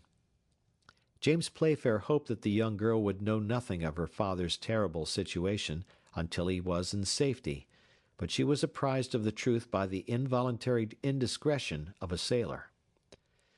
The reply from the Richmond cabinet had arrived by a courier who had been able to pass the line of outposts. The reply contained Jonathan Halliburtt's death warrant. The news of the approaching execution was not long in spreading through the town, and it was brought on board by one of the sailors of the Dolphin. The man told the captain, without thinking that Miss Halliburtt was within hearing. The young girl uttered a piercing cry, and fell unconscious on the deck. James Playfair carried her to her cabin, but the most assiduous care was necessary to restore her to life. When she opened her eyes again, she saw the young captain, who, with a finger on his lips, enjoined absolute silence. With difficulty she repressed the outburst of her grief, and James Playfair, leaning towards her, said gently, "Jenny, in 2 hours your father will be in safety near you, or I shall have perished in endeavoring to save him." Then he left the cabin, saying to himself, "And now he must be carried off at any price, since I must pay for his liberty with my own life and those of my crew." The hour for action had arrived. The loading of the cotton cargo had been finished since morning. In 2 hours the ship would be ready to start. James Playfair had left the North Commercial Wharf and gone into the roadstead, so that he was ready to make use of the tide, which would be high at 9 o'clock in the evening. It was 7 o'clock when James left the young girl, and began to make preparations for departure. Until the present time the secret had been strictly kept between himself, Crockston, and Jenny, but now he thought it wise to inform Mr. Mathew of the situation of affairs, and he did so immediately. "Very well, sir," replied Mr. Mathew, without making the least remark, "and 9 o'clock is the time." "9 o'clock, and have the fires lit immediately, and the steam got up." "It shall be done, captain." "The Dolphin may remain at anchor. We will cut our moorings and sheer off, without losing a moment." "Just so." "Have a lantern placed at the mainmast head. The night is dark and will be foggy. We must not risk losing our way in returning. You had better have the bell for starting rung at 9 o'clock." "Your orders shall be punctually attended to, captain." "And now, Mr. Mathew, have a shore boat manned with 6 of our best men. I am going to set out directly for White Point. I leave Miss Jenny in your charge, and may God protect us." "May God protect us," repeated the first officer. Then he immediately gave the necessary orders for the fires to be lighted, and the shore boat provided with men. In a few minutes the boat was ready, and James Playfair, after bidding Jenny good-bye, stepped into it, whilst at the same time he saw volumes of black smoke issuing from the chimneys of the ship, and losing itself in the fog. The darkness was profound. The wind had fallen, and in the perfect silence the waters seemed to slumber in the immense harbour, whilst a few uncertain lights glimmered through the mist. James Playfair had taken his place at the rudder, and with a steady hand he guided his boat towards White Point. It was a distance of about 2 miles. During the day James had taken his bearings perfectly, so that he was able to make direct for Charleston Point. 8 o'clock struck from the church of St. Philip when the shore boat ran aground at White Point. There was an hour to wait before the exact time fixed by Crockston. The quay was deserted, with the exception of the sentinel pacing to and fro on the south and east batteries. James Playfair grew impatient, and the minutes seemed hours to him. At 8:30 he heard the sound of approaching steps. He left his men with their oars clear and ready to start, and went himself to see who it was. But he had not gone 10 feet when he met a band of coastguards, in all about 20 men. James drew his revolver from his waist, deciding to make use of it, if needs be. But what could he do against these soldiers who were coming on to the quay? The leader came up to him, and seeing the boat, asked, "Whose craft is that?" "It is a gig belonging to the Dolphin," replied the young man. "And who are you?" "Captain James Playfair." I thought you had already started, and were now in the Charleston channels. I am ready to start. I thought even now to be on my way, but, persisted the Coast Guard. A bright idea shot through James's mind, and he answered, "One of my sailors is locked up in the citadel, and to tell the truth, I had almost forgotten him. Fortunately, I thought of him in time, and I have sent my men to bring him." "Ah, that troublesome fellow. You wish to take him back to England?" "Yes." "He might as well be hung here as there," said the Coast Guard, laughing at his joke. "So I think," said James Playfair, "but it is better to have the thing done in the regular way." "Not much chance of that, Captain, when you have to face the Morris Island batteries." "Don't alarm yourself. I got in, and I'll get out again." "Prosperous voyage to you." "Thank you." With this the men went off, and the shore was left silent. At this moment 9 o'clock struck. It was the appointed moment. James felt his heart beat violently. A whistle was heard. He replied to it. Then he waited, listening, with his hand up to enjoin perfect silence on the sailors. A man appeared enveloped in a large cloak, and looking from one side to another. James ran up to him. "Mr. Halliburtt?" "I am he," replied the man with the cloak. "God be praised!" cried James Playfair. "Embark without losing a minute. Where is Crockston?" "Crockston?" exclaimed Mr. Halliburtt, amazed. "What do you mean?" "The man who has saved you and brought you here was your servant Crockston." "The man who came with me was the jailer from the citadel," replied Mr. Halliburtt. "The jailer?" cried James Playfair. Evidently he knew nothing about it, and a thousand fears crowded in his mind. "Quite right, the jailer," cried a well-known voice. "The jailer is sleeping like a top in my cell." "Crockston! You! Can it be you?" exclaimed Mr. Halliburtt. "No time to talk now, master. We will explain everything to you afterwards. It is a question of life or death. Get in quick." The three men took their places in the boat. "Push off!" cried the captain. Immediately the 6 oars dipped into the water. The boat darted like a fish through the waters of Charleston harbor. End of chapter.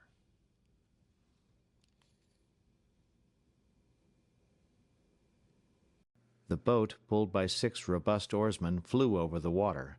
The fog was growing dense, and it was with difficulty that James Playfair succeeded in keeping to the line of his bearings.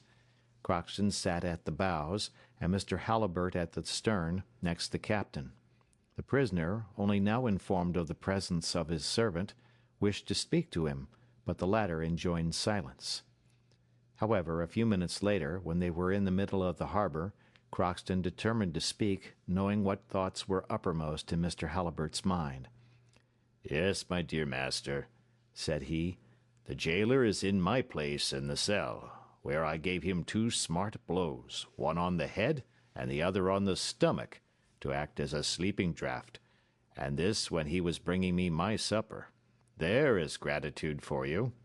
I took his clothes and his keys, found you, and let you out of the citadel under the soldiers' noses. That is all I have done." "But my daughter?" asked Mr. Halliburtt. "Is on board the ship which is going to take you to England." "My daughter there? There?" cried the American, springing from his seat. "Silence," replied Crockston. "A few minutes, and we shall be saved." The boat flew through the darkness, but James Playfair was obliged to steer rather by guess, as the lanterns of the Dolphin were no longer visible through the fog. He was undecided what direction to follow, and the darkness was so great that the rowers could not even see to the end of their oars. "Well, Mr. James," said Crockston. "We must have made more than 1.5 miles," replied the captain. "You don't see anything, Crockston?" "Nothing. Nevertheless, I have good eyes, but we shall get there all right. They don't suspect anything out there." These words were hardly finished when the flash of a gun gleamed for an instant through the darkness, and vanished in the mist. "A signal!" cried James Playfair. "Phew!" exclaimed Crockston. "It must have come from the citadel. Let us wait." A second, then a third shot was fired in the direction of the first, and almost the same signal was repeated a mile in front of the gig. "That is from Fort Sumter," cried Crockston, "and it is the signal of escape. Urge on the men. Everything is discovered." "Pull for your lives, my men!" cried James Playfair, urging on the sailors. "Those gunshots cleared my route. The Dolphin is 800 yards ahead of us. Stop! I hear the bell on board. Hurrah! There it is again. 20 pounds for you if we are back in 5 minutes." The boat skimmed over the waves under the sailors' powerful oars. A cannon boomed in the direction of the town. Crockston heard a ball whiz past them. The bell on the Dolphin was ringing loudly. A few more strokes and the boat was alongside. A few more seconds and Jenny fell into her father's arms. The gig was immediately raised, and James Playfair sprang on to the poop. "Is the steam up, Mr. Matthew?" "Yes, Captain." "Have the moorings cut at once." A few minutes later the two screws carried the steamer towards the principal channel, away from Fort Sumter. "Mr. Matthew," said James, "we must not think of taking the Sullivan Island Channel. We should run directly under the Confederate guns. Let us go as near as possible to the right side of the harbor, out of the range of the Federal batteries. Have you a safe man at the helm?" "Yes, Captain." "Have the lanterns and fires on deck extinguished. There is a great deal too much light, but we cannot help the reflection from the engine rooms."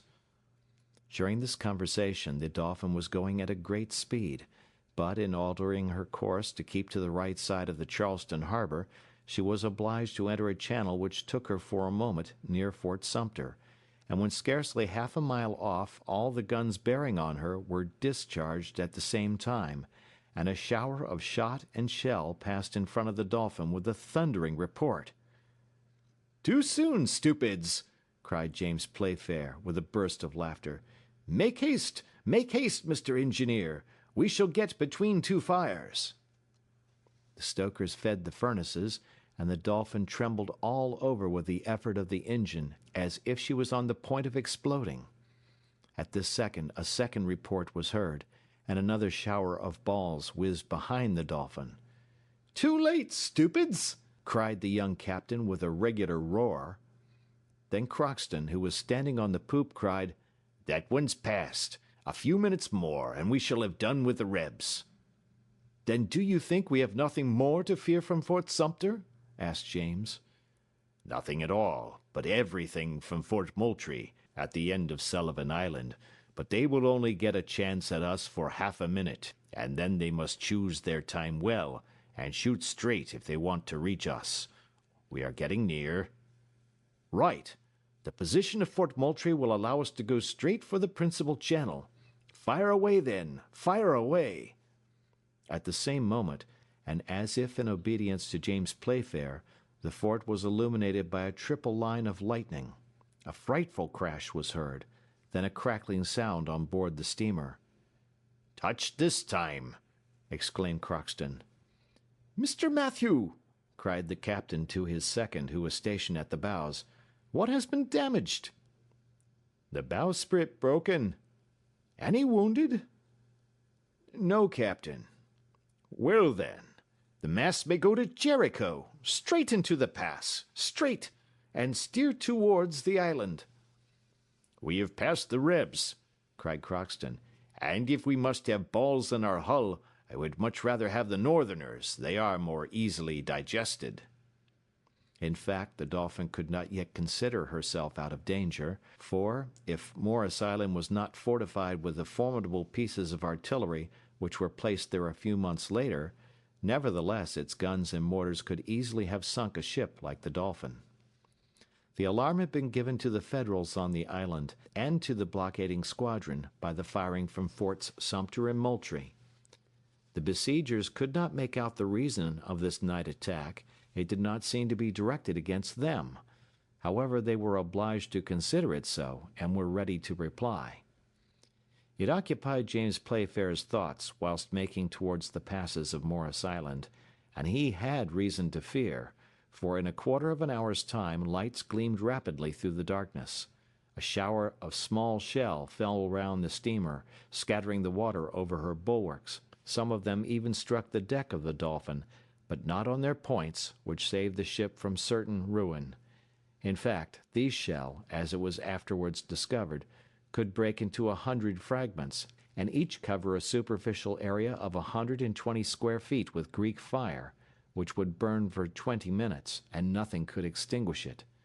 One of these shell alone could set a ship on fire. Fortunately for the Dolphin, they were a new invention, and as yet far from perfect. Once thrown into the air, a false rotary movement kept them inclined, and when falling, instead of striking on their points, where there is the percussion apparatus, they fell flat. This defect in construction alone saved the Dolphin.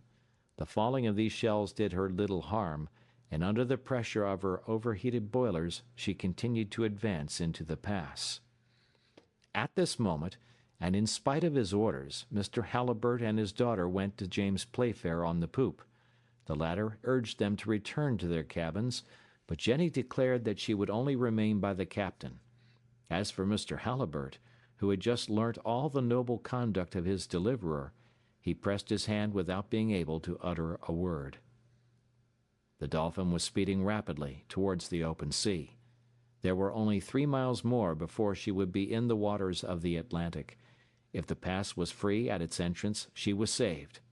James Playfair was wonderfully well acquainted with all the secrets of Charleston Bay, and he guided his ship through the darkness with an unerring hand.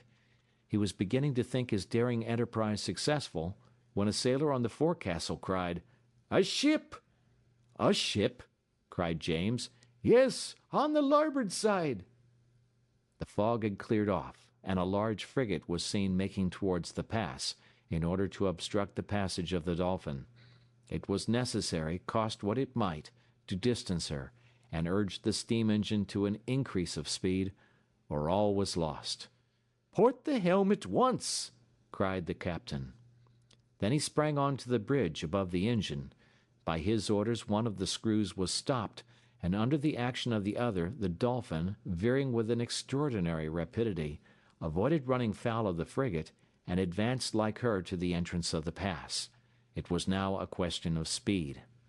James Playfair understood that in this lay his own safety, Miss Jenny's, her father's, and that of all his crew. The frigate was considerably in advance of the Dolphin. It was evident from the volumes of black smoke issuing from her chimneys that she was getting up her steam. James Playfair was not the man to be left in the background. "How are the engines?" cried he to the engineer. "At the maximum speed," replied the latter. "The steam is escaping by all the valves." "Fasten them down," ordered the captain. And his orders were executed at the risk of blowing up the ship. The Dolphin again increased her speed. The pistons worked with frightful rapidity. The metal plates on which the engine was placed trembled under the terrific force of their blows. It was a sight to make the boldest shudder. "More pressure!" cried James Playfair. "Put on more pressure!" "Impossible!" replied the engineer. "The valves are tightly closed. Our furnaces are full up to the mouths." "What difference? Fill them with cotton soaked in spirits. We must pass that frigate at any price." At these words the most daring of the sailors looked at each other, but did not hesitate. Some bales of cotton were thrown into the engine-room, a barrel of spirits broached over them, and this expensive fuel placed, not without danger, in the red-hot furnaces. The stokers could no longer hear each other speak for the roaring of the flames. Soon the metal plates of the furnaces became red-hot. The pistons worked like the pistons of a locomotive. The steam gauge showed a frightful tension. The steamer flew over the water, her boards creaked, and her chimneys threw out volumes of smoke mingled with flames. She was going at a headlong speed, but, nevertheless, she was gaining on the frigate, passed her, distanced her, and in 10 minutes was out of the channel. Saved!" cried the captain. "Saved!" echoed the crew, clapping their hands. Already the Charleston beacon was disappearing in the southwest. The sound of firing from the batteries grew fainter, and it might with reason be thought that the danger was all past, when a shell from a gunboat cruising at large was hurled whizzing through the air. It was easy to trace its course, thanks to the line of fire which followed it. There was a moment of anxiety impossible to describe. Every one was silent, and each watched fearfully the arch described by the projectile. Nothing could be done to escape it, and in a few seconds it fell with a frightful noise on the foredeck of the Dolphin. The terrified sailors crowded to the stern, and no one dared move a step whilst the shell was burning with a brisk crackle. But one brave man alone among them ran up to the formidable weapon of destruction. It was Crockston. He took the shell in his strong arms, whilst showers of sparks were falling from it. Then, with a superhuman effort, he threw it overboard. Hardly had the shell reached the surface of the water when it burst with a frightful report. "Hurrah! Hurrah!" cried the whole crew of the Dolphin unanimously, whilst Crockston rubbed his hands. Some time later the steamer sped rapidly through the waters of the Atlantic. The American coast disappeared in the darkness, and the distant lights which shot across the horizon indicated that the attack was general between the batteries of Morris Island and the forts of Charleston Harbor. End of chapter.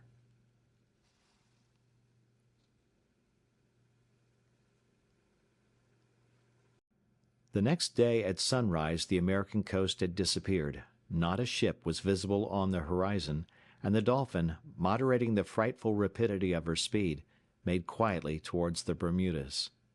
It is useless to recount the passage across the Atlantic, which was marked by no accidents, and 10 days after the departure from Queenstown, the French coast was hailed. What passed between the captain and the young girl may be imagined, even by the least observant individuals. How could Mr. Halliburtt acknowledge the devotion and courage of his deliverer, if it was not by making him the happiest of men?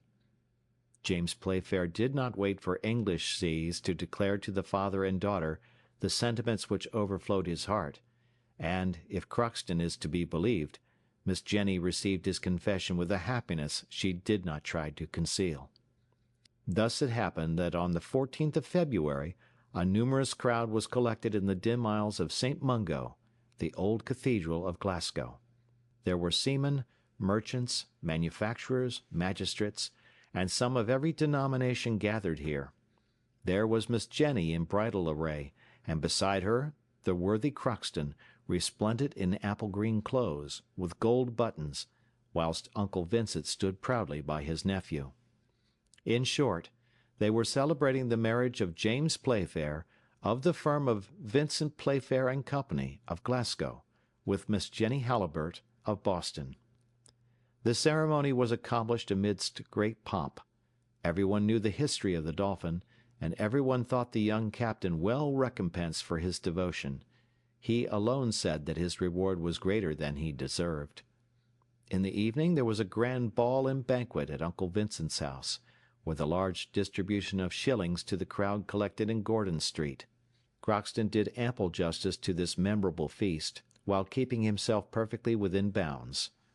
Everyone was happy at this wedding, some at their own happiness, and others at the happiness around them, which is not always the case at ceremonies of this kind. Late in the evening, when the guests had retired, James Playfair took his uncle's hand. "Well, Uncle Vincent," said he to him. "Well, nephew James." "Are you pleased with the charming cargo I brought you on board the Dolphin?" continued Captain Playfair, showing him his brave young wife.